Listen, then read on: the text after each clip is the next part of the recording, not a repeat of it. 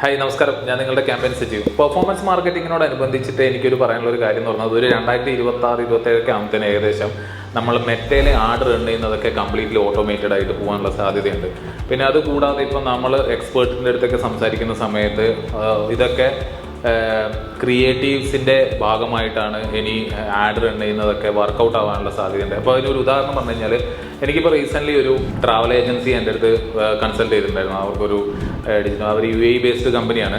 അപ്പോൾ അവർക്ക് digital marketing വേണമെന്ന് പറയുമ്പോൾ ഒരു എക്സാമ്പിൾ ഞാൻ പറയുകയാണ്. അതായത് നമ്മളൊരു ആഡ് റൺ ചെയ്യുന്ന സമയത്ത് നമ്മൾ എത്ര ക്രിയേറ്റീവ്സ് വേണ്ടി വരും.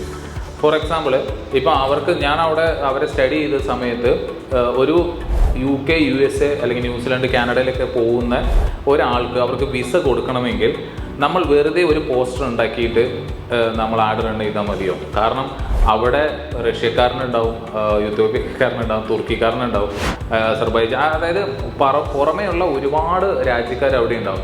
അപ്പോൾ അവരുടെയൊക്കെ ബിഹേവിയറും അവരൊക്കെ എങ്ങനെയാണ് ഇത് കാണേണ്ടതെന്നും ഏത് രീതിയിലാണ് ഇത്, ഫോർ എക്സാമ്പിൾ ഇപ്പോൾ UK പോകുന്ന പല ആളുകളുണ്ടാവും.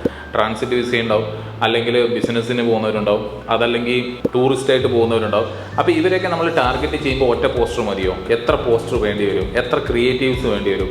നമ്മളുടെ പരസ്യങ്ങളൊക്കെ ഈ ക്രിയേറ്റീവ്സിനെ അടിസ്ഥാനപ്പെടുത്തിയിട്ടായിരിക്കില്ലേ? അപ്പോൾ നിങ്ങൾക്ക് ഇതിനകത്ത് എന്തെങ്കിലും കമൻറ്റുകൾ ഉണ്ടെങ്കിൽ ജസ്റ്റ് കമൻറ്റ് ബിലോ.